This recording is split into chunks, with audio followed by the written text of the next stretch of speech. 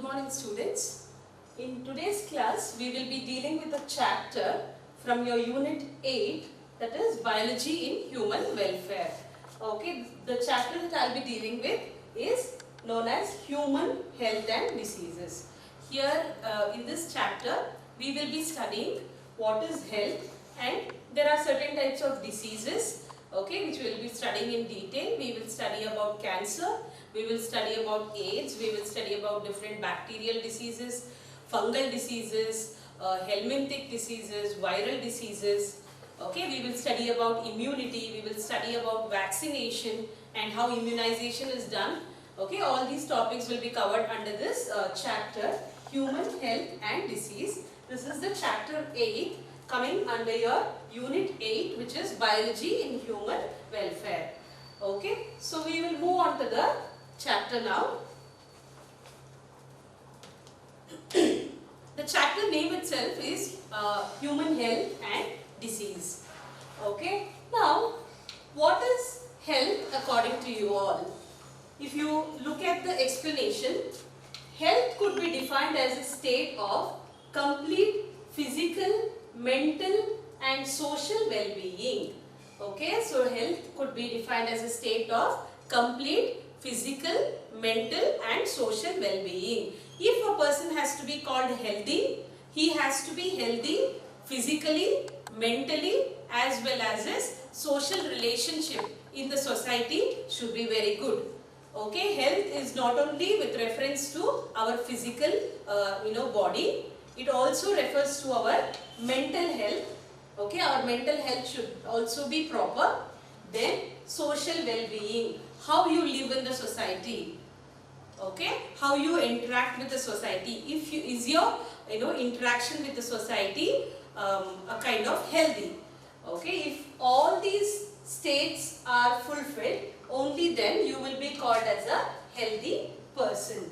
Now, when people are healthy, they are more effective at work. Okay, this is a statement which explains by itself. When you are healthy, you can do more work. You can be productive at work. Your efficiency increases. Okay, imagine a day when you are healthy and when you are unhealthy. When you are healthy, you can do more and more work. Your efficiency increases. Whereas when you are unhealthy, your working style differs. Okay, you won't be able to fulfill all your activities. So that is the reason your efficiency at work decreases when you are unhealthy. So health is very important to be efficient at work. When you are efficient at work, it increases your productivity. Productivity means the outcome of your work is more and more when you are healthy. So when you are healthy, when you are you're efficient at work, when your productivity increases, that means you are achieving economic prosperity. Okay, you also contribute towards the economical prosperity of the country. Health also increases longevity of people and reduces infant and maternal mortality. Health also increases longevity of people. When you are healthy, you live for many years. Okay, you live for more and more years. When you are unhealthy, your lifespan decreases. That's what the statement says. When you are healthy, it increases your lifespan. A healthy person lives for a longer duration of time when compared to an unhealthy person. When you are healthy, that means it reduces the infant and maternal mortality rate. Maternal and infant mortality rate. Mortality rate is nothing but the death rate. Okay, if a person is healthy, if a newborn baby is healthy, then there is no chance of death in such babies. Okay, if as soon as the delivery is done, what happens is, if the mother and baby's health is not good, there is a case of threat to the life of both mother and the baby. So that's what we call as maternal and infant mortality. When both mother and baby are healthy, then there is no risk of death in such cases. So health also reduces infant and maternal mortality. So in order to maintain good health, we have to follow 3 basic rules. The first one is balanced diet. Okay, your diet should be balanced. If you are eating more and more fried food, oily food, then definitely it is going to affect your health adversely. So you have to consume a balanced diet. That means a diet which is containing carbohydrates, proteins, vitamins, minerals and a small amount of fat content also. Okay, if you are eating food or you are following a diet where it is balanced with reference to it should have all the important components in it like carbohydrates, proteins, fats, vitamins and minerals. So that is called as balanced diet. Personal hygiene, it's your cleanliness. How well you are keeping your body clean. Depending upon that, your health differs. Regular exercise. Regular physical exercise also contributes towards your health. If you are exercising regularly, then you will stay fit, you will be healthy. If you are not exercising regularly, if you are overeating, then your health is adversely affected. So these three things should be kept under notice. Okay, the balanced diet, personal hygiene and regular exercise are very important to maintain good health. Now, you all know the whole world is practicing this. What is this? This is nothing but yoga. Yoga has been practiced since time immemorial to achieve physical and mental health.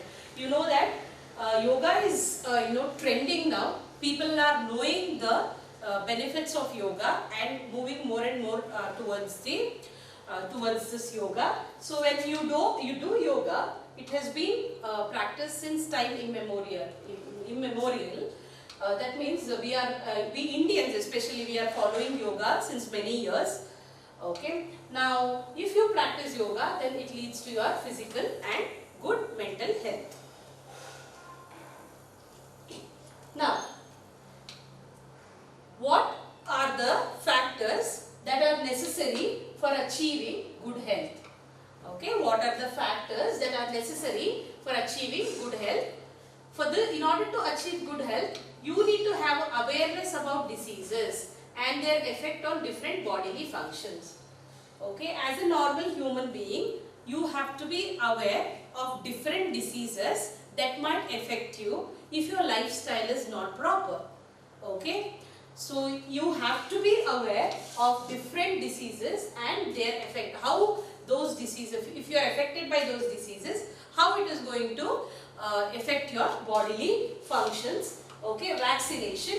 You have to know about different vaccination, which time of your lifespan you have to be taking these vaccinations, you have to be taking these vaccines so that you can keep your, you can maintain your health. Vaccination against infectious diseases. You know, you have taken polio virus, polio vaccines, vaccine for hepatitis and different other diseases. Okay, so you have to have an awareness about vaccination against different infectious diseases. Proper disposal of waste. Okay, you should know how and when to dispose the waste. It could be the waste coming from your house, or it could be a waste coming from any hospitals, industry. You should be knowing how to dispose them. If wastes are not disposed properly, then it has adverse effect on your health. Control of vectors and maintenance of hygienic food. Control of vectors. Vectors, for example, we can take a mosquito. Okay, if mosquitoes are more and more, then there is a chance that these mosquitoes can spread infectious diseases. Okay, similar way houseflies also can spread a lot of infectious diseases. So you have to control these vectors. Okay, and maintenance of hygienic food and water resources. Food and water are the two basic importance of human beings. When your food is hygienic, when the water you are drinking is hygienic, then you can maintain good health. They are necessary for achieving good health. Okay, this is just a general introduction about health. That is the reason I am just hurrying up things. Now, next come to the topic which is known as disease. Okay, there might be several explanations for this term disease. Now, if we have to look into a proper scientific explanation for this disease, any condition which interferes with the normal functioning of the body and causes disorder of the body is called disease. Okay, disease is nothing but any condition which interferes with the normal functioning of the body and it leads to some disorder in the body. Now your body has a inborn mechanism of functioning. Okay, your body is built or designed to carry out certain functions in a normal way. Any condition, if it affects your bodily functions, okay, if it completely alters your body function and leads to some kind of disorder, okay, such condition is known as disease. Okay, you're living a normal life. Suddenly you have a virus entering your body. So when the virus enters your body, what happens is your normal functioning of the body is affected. Okay, and this virus which has entered your body will cause cold in your body. Okay, so that is some effect to your normal functioning. Cold was not the normal condition of your body. When this virus enters your body develops cold. So your normal functioning of the body has changed because of this some virus entering your body. Okay, and disorder is nothing but the cold you have developed can be represented as disorder. So this condition is known as disease. Any condition which interferes with the normal functioning of the body and causes disorder of the body is called a disease. Okay, now how do you develop disease? Why do we develop disease? Disease is developed when a wide range of organisms belonging to bacteria, virus, fungi, protozoans, helminthes, etc. cause disease in man. Who are responsible for causing disease in man? Okay, there are multiple agents who will cause disease in a human body. Few are bacteria, viruses, fungi, protozoans, helminthes. Okay, we have studied about all these organisms in the first year class. Okay, all these organisms are capable of causing diseases in human beings. Such disease causing organisms are called as pathogen. When explaining disease, I told you if a virus is entering your body, virus is represented as pathogen.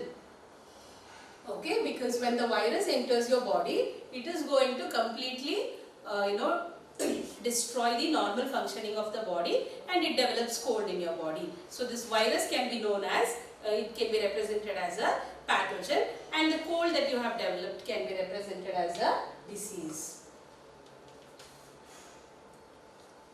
Now, next topic is classification of diseases. Okay, how do we classify diseases? Now you know what is a disease. Now we will look into the classification of diseases. Diseases can be broadly grouped into infectious and non-infectious type. Okay, so there are two important types of diseases. One is known as infectious diseases. Another one is known as non-infectious disease. The term itself indicates what is infectious and what is non-infectious diseases. If you look into the explanation, infectious diseases, and this is the difference between infectious and non-infectious diseases. Let's see what is infectious disease. Diseases which are easily transmitted from one person to another is known as infectious diseases. Now the whole world is threatened by this virus called as corona. Okay, corona has caused a disease in majority of the population across the globe. Now corona can be considered as an infectious disease. Okay, why? Because corona is spreading from one person to another person.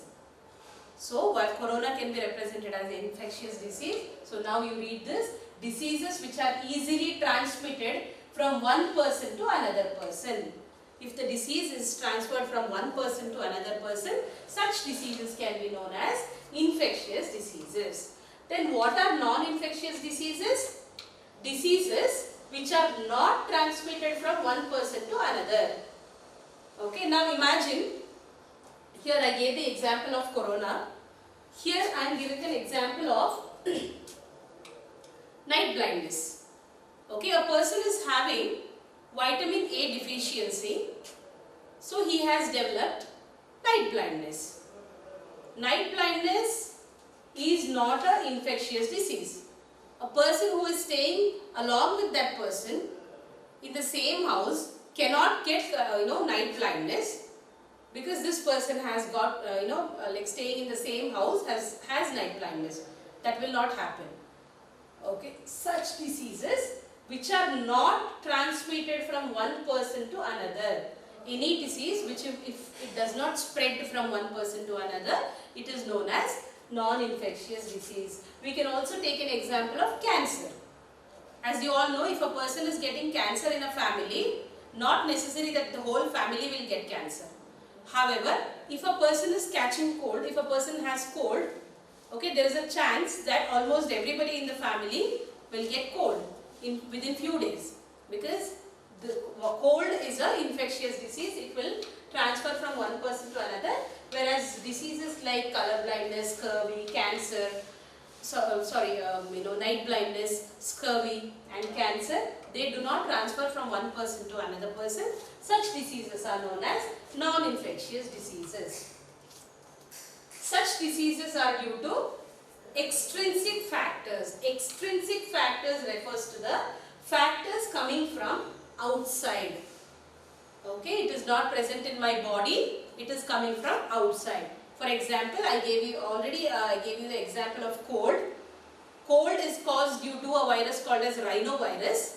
Rhinovirus is an extrinsic factor. That means it is not a factor, or it is not any agent which is already present in your body. No, it is coming from outside. It is coming from outside, it is entering your body, and it is leading to cold in your body.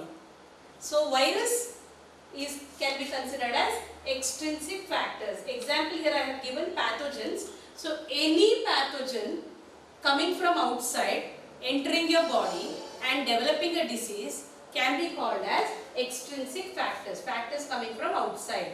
So such infectious diseases are caused due to these extrinsic factors. Example, pathogens. Whereas here non-infectious diseases are caused due to extrinsic factors as well as intrinsic factors. Okay, so non-infectious diseases are caused due to extrinsic factors as well as intrinsic factors. Extrinsic factors means the factors coming from outside. Non-infectious disease can be caused due to both the factors. The factors coming from outside as well as the factors present within the body. The factors coming from outside are extrinsic. The factors present inside the body is intrinsic factors. Now, if we are taking an example of cancer, in few people, cancer can be caused due to some genetic problem. Okay, so that can be called as intrinsic factors. In few people, cancer is caused due to exposure to some harmful rays. Okay, if a person is exposed to UV rays, then the person might develop skin cancer. At such particular time, the UV ray is an extrinsic factor. Whereas if a gene is responsible for causing cancer, that particular gene is already present in a person's body, so the gene can be considered as intrinsic factor. Okay, so now example for non-infectious diseases are deficiency. Okay, deficiency means if a person is having vitamin A deficiency, he might develop night blindness. If a person is having vitamin C deficiency, he might develop scurvy. Okay, such examples can be classified under these non-infectious diseases. Hereditary factor. If a person is having some diseases due to heredity, okay, if it is being transferred from parent to the offspring, such diseases can be called as non-infectious disease.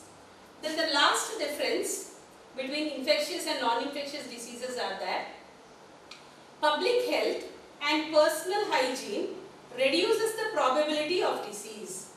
That means if you maintain public health and personal hygiene, it reduces the probability of disease. Now if we are taking an example of coronavirus, government is taking a lot of preventive measures and government is asking people to have, maintain social distancing. Okay, when we maintain social distancing, what happens is we don't come close to the person who is infected with coronavirus. Okay, government is asking us to wear a mask. That is a preventive measure towards public health. Okay, government is asking everybody to wear mask when going out. The mask is to protect ourselves in the public places. Okay, so if you maintain public health, if you maintain your health in the when you interact with people in the public, and if you maintain personal hygiene. Okay, government is asking us to wash our hands very frequently, so that if any germs are there in our hand, it gets killed. Okay, so if you maintain your personal hygiene, if we take bath regularly, if we keep washing our hands regularly, if we wear mask, okay, if we maintain our public distancing or social distancing, if we don't go near to a person who is already infected, then the probability of disease is reduced. Okay, if we take certain measures, then we can avoid the disease from infecting our body. Okay, so public health and personal hygiene, if you maintain these two, then the probability of the disease can be reduced. Okay, so example for infectious disease, AIDS, tetanus, here there's something called as hepatitis B. Okay, so these are the examples of infectious diseases. Whereas if you look into non-infectious disease, public health and personal hygiene are inefficient. That means a person has developed cancer, doesn't mean if a person is taking bath regularly, if a person is washing his hand, he can get rid of this cancer. It will not happen. Okay, so there are such diseases in which, even though if you maintain public health and personal hygiene, it is of no use.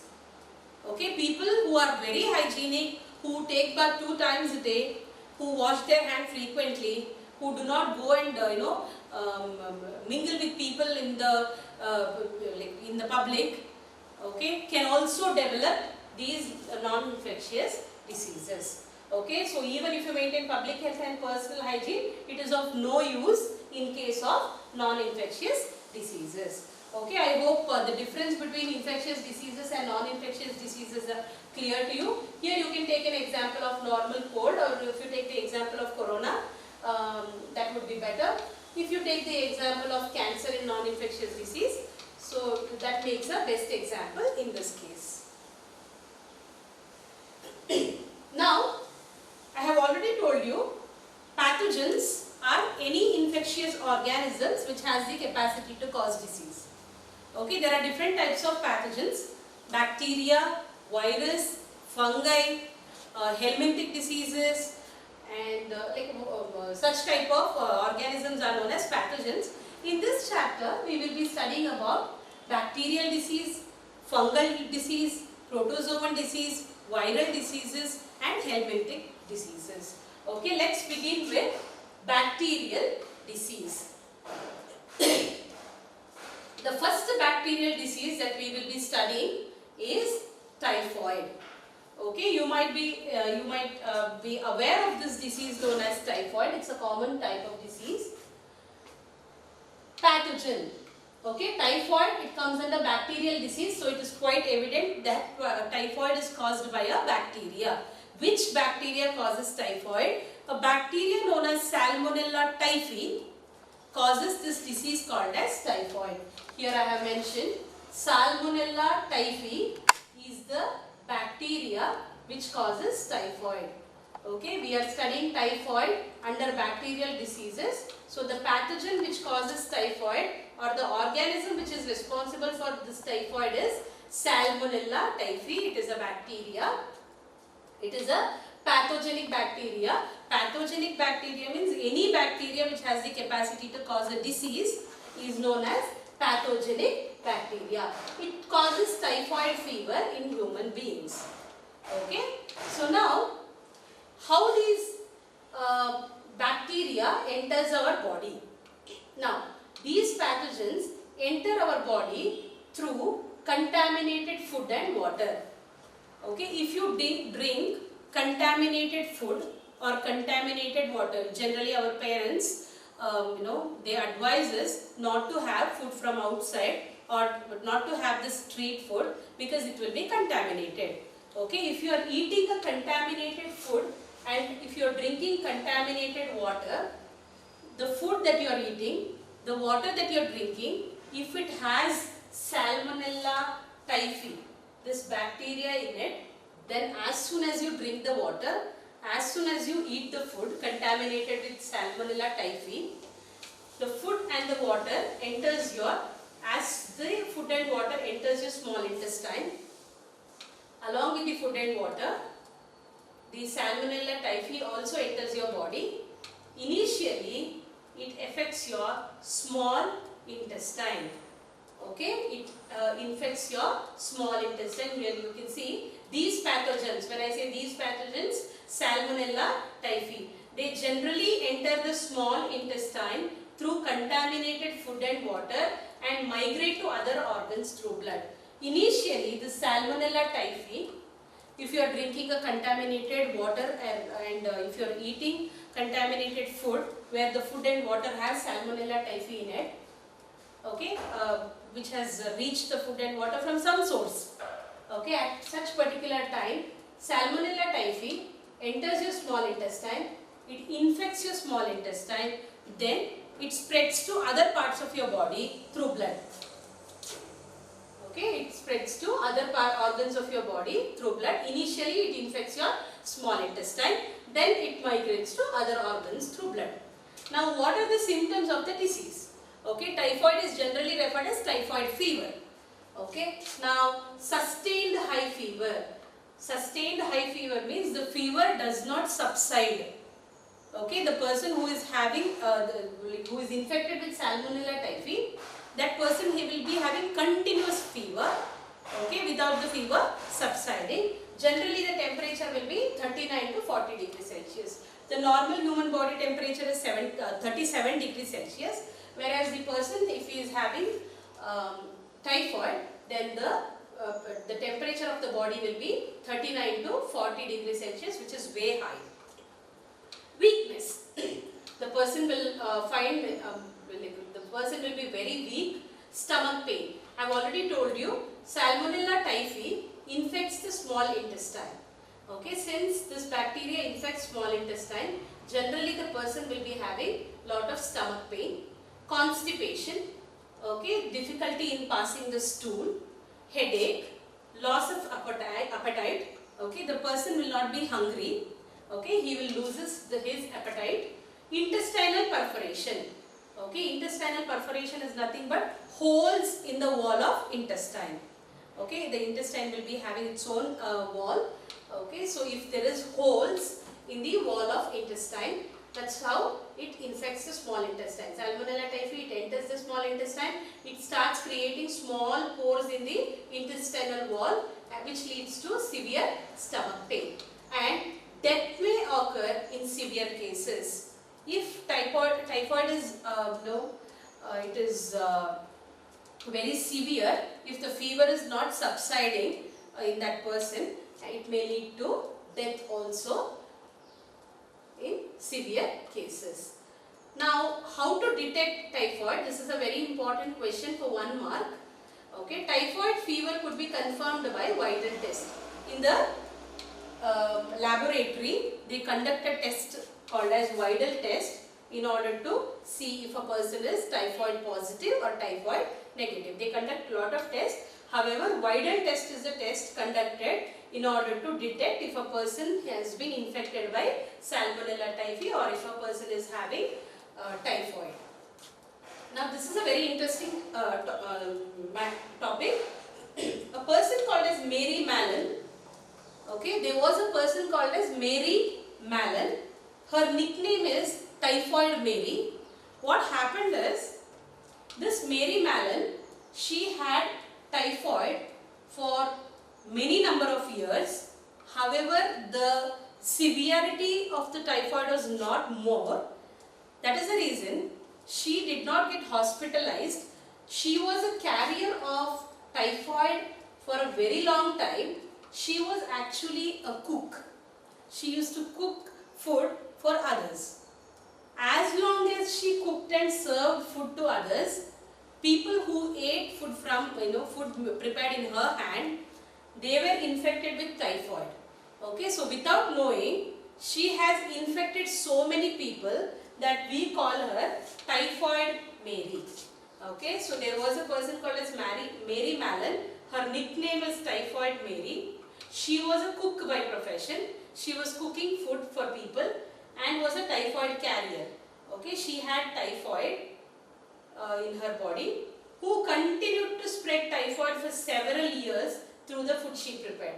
People whoever ate the food prepared by her, they were infected by typhoid. Okay, and she has spread typhoid in many people for several years. So that's the reason we call her Typhoid Mary. I hope typhoid is clear to you. It is a bacterial disease. The pathogen of typhoid is Salmonella typhi. They infect the small intestine initially. These are the symptoms of the disease, and typhoid can be confirmed by this test called as Weidel test.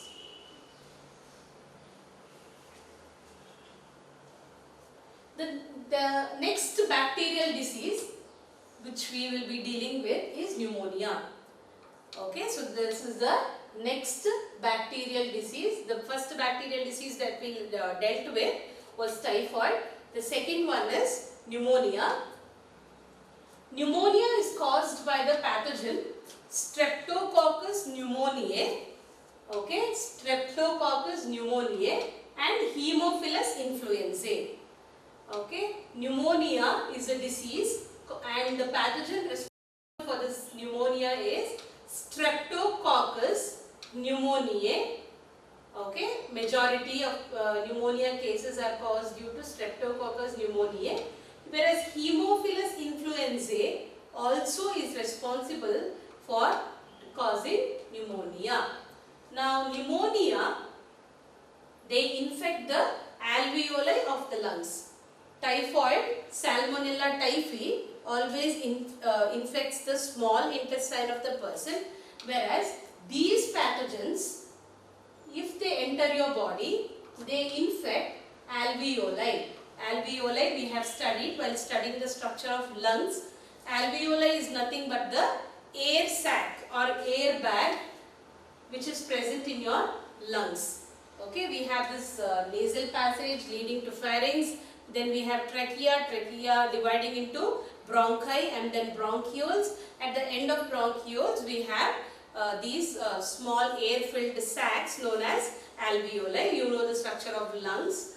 Okay, so these alveoli are infected by the Streptococcus pneumoniae and Haemophilus influenza.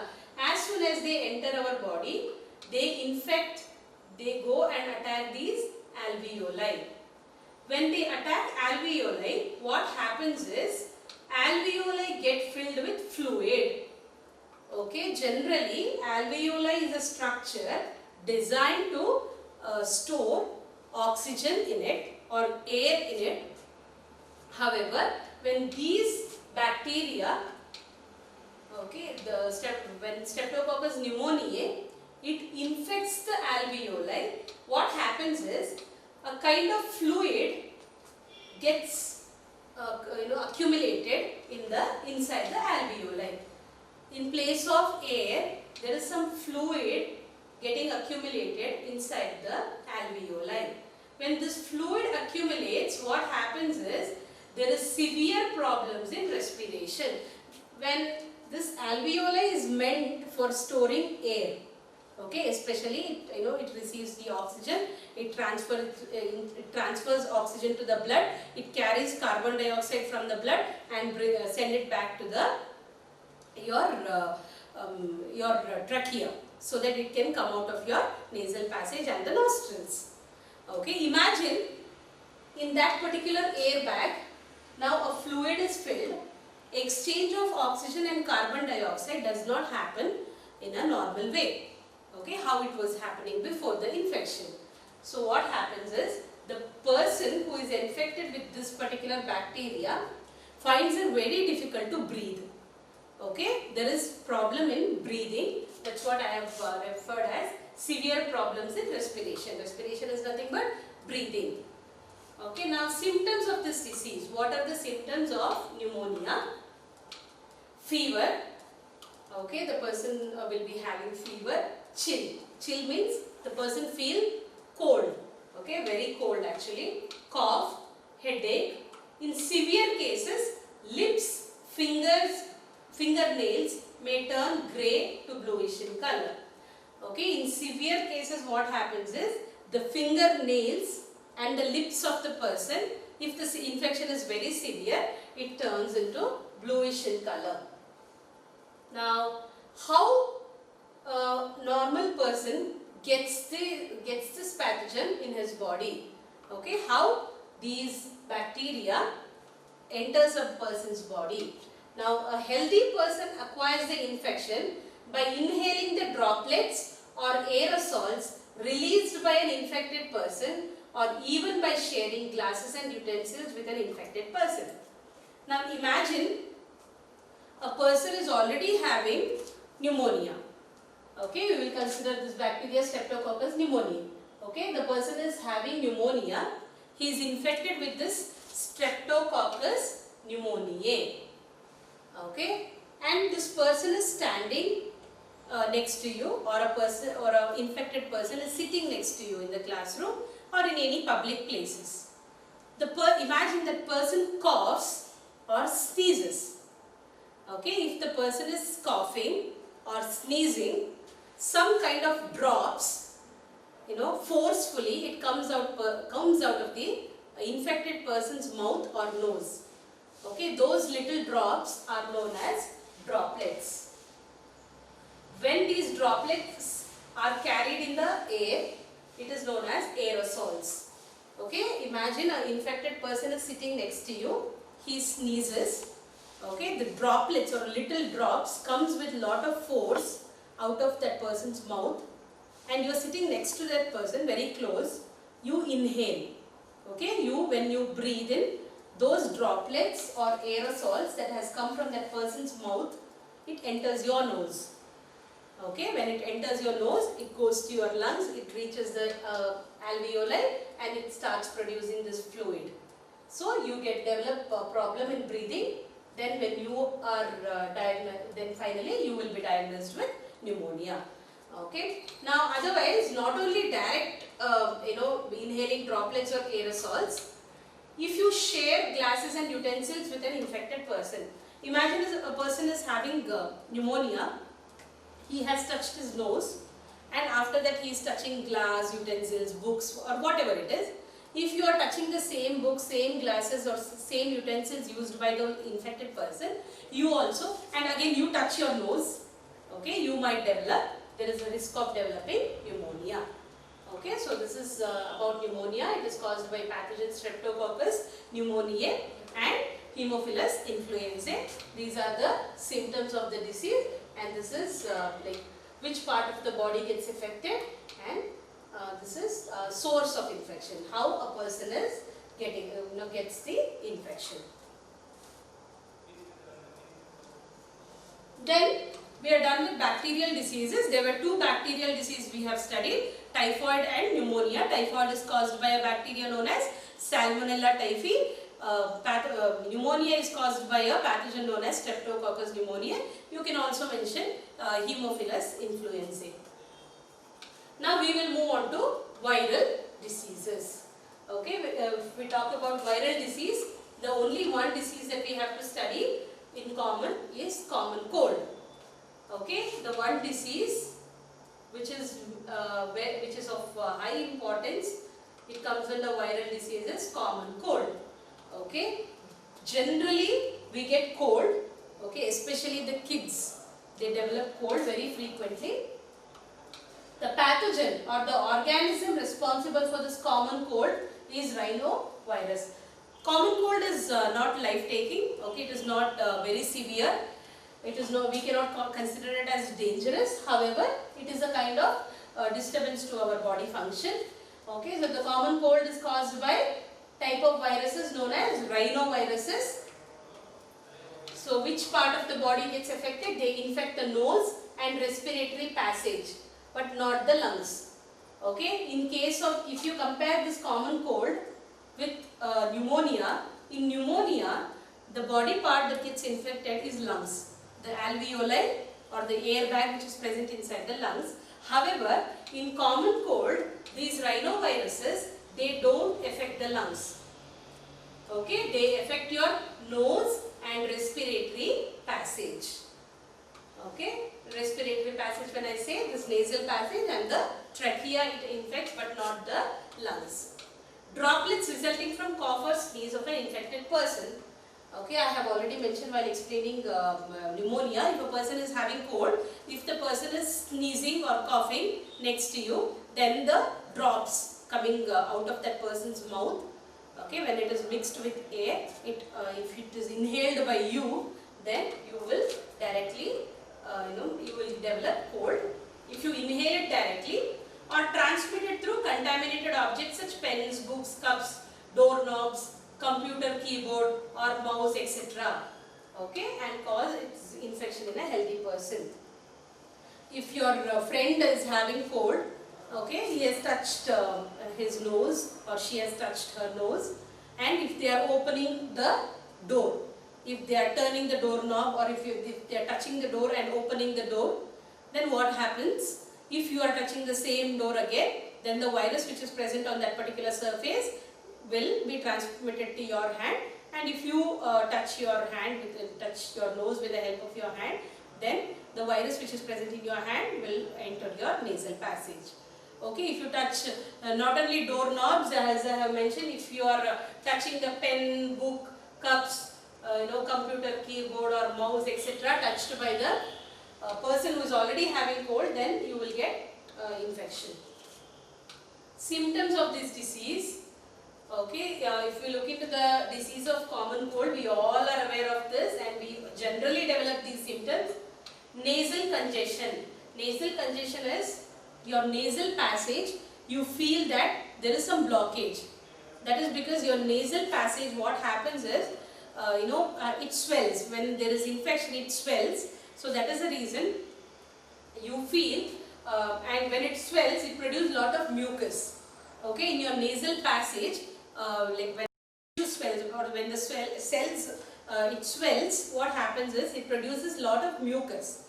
Okay, when the mucus is produced, you feel there is some blockage in your nasal passage and you are not able to breathe properly. That is called as nasal congestion, a kind of blockage in your nasal passage. And discharge.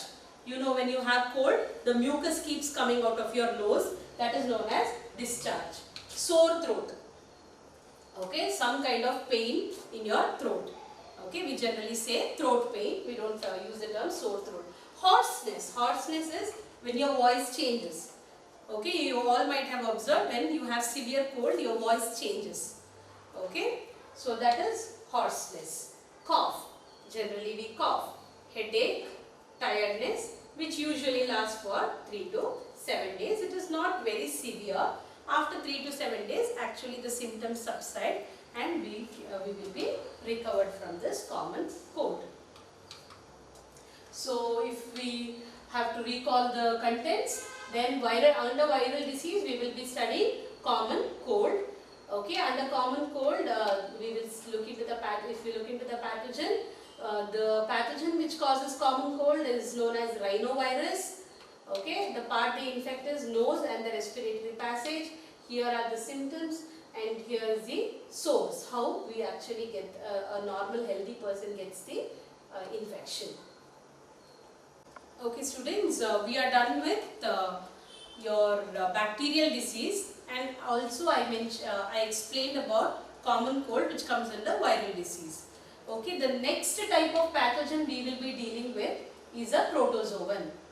Okay, so the next pathogen will be protozoan. We will study about 2 protozoan diseases. One is malaria, second one is amoebic dysentery.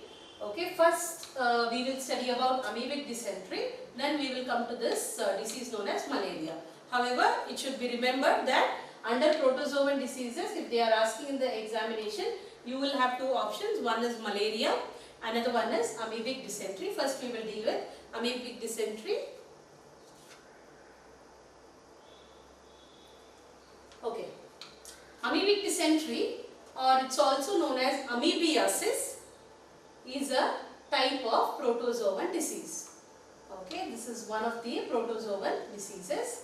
Now the pathogen which is causing this amoebic dysentery is Entamoeba histolytica. The pathogen which is causing this amoebic dysentery or amoebiasis is known as Entamoeba histolytica. This is the amoebic, this is a protozoan.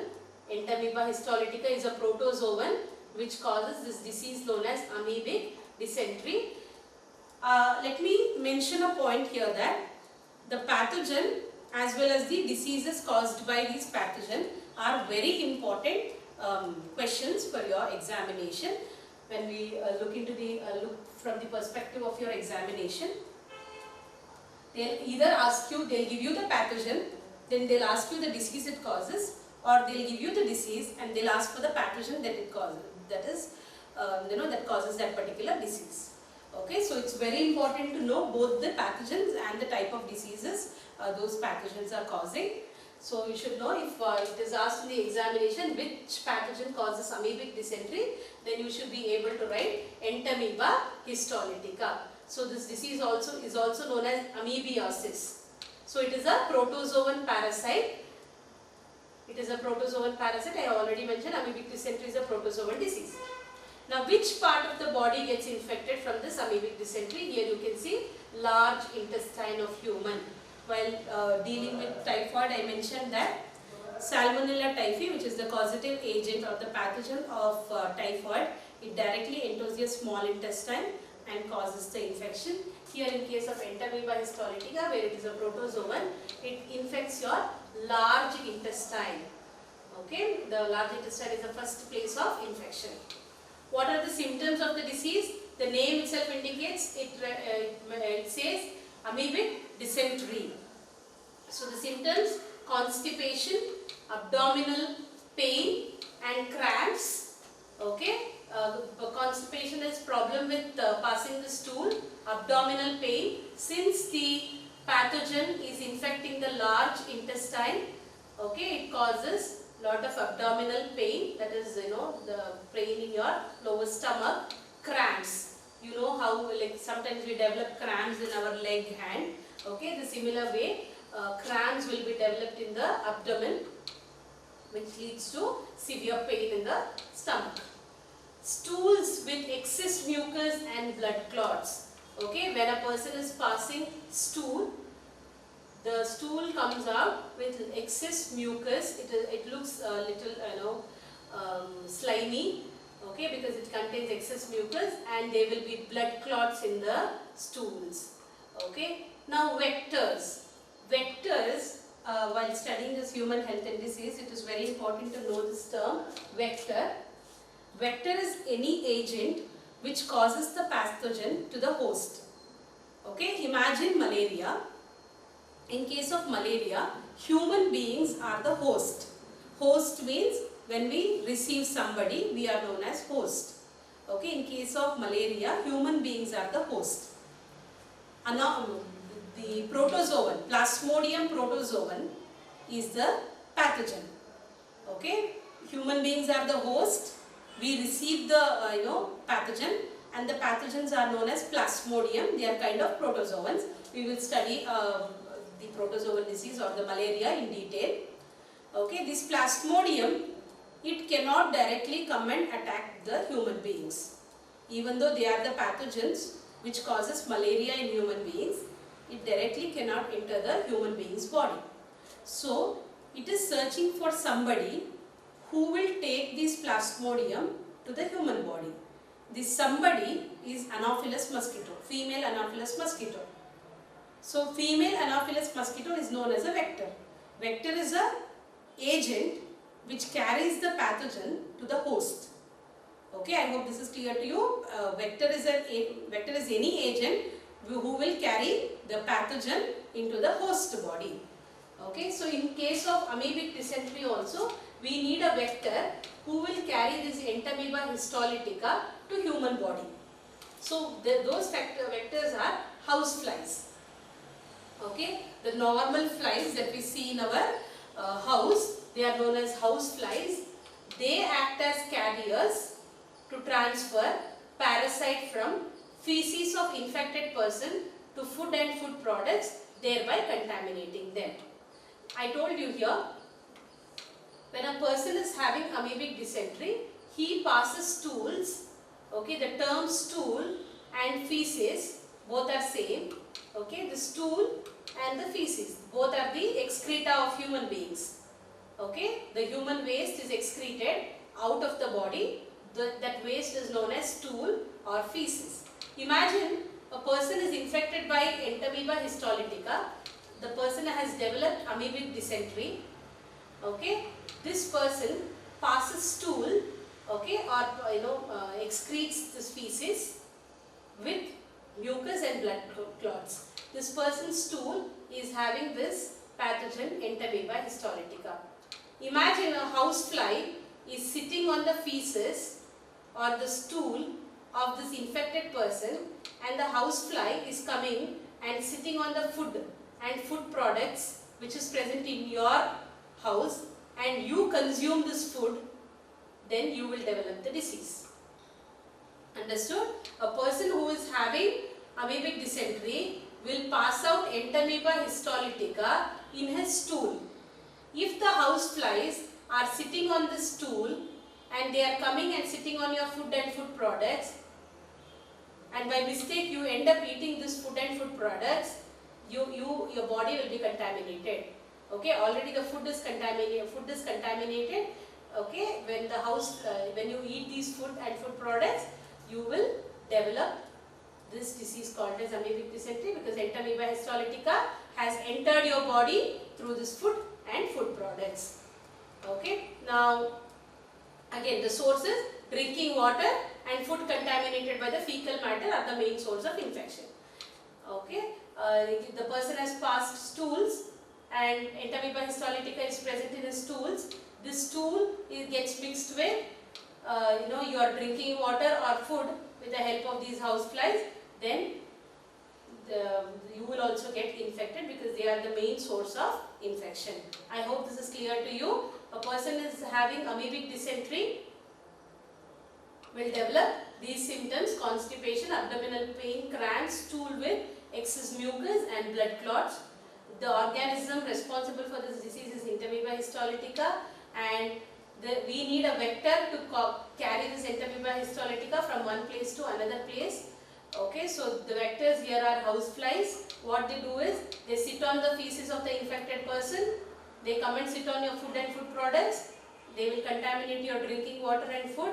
When you eat that food and when you drink that water, that your body gets infected from this entamoeba histolytica, and ultimately you end up developing amoebic dysentery.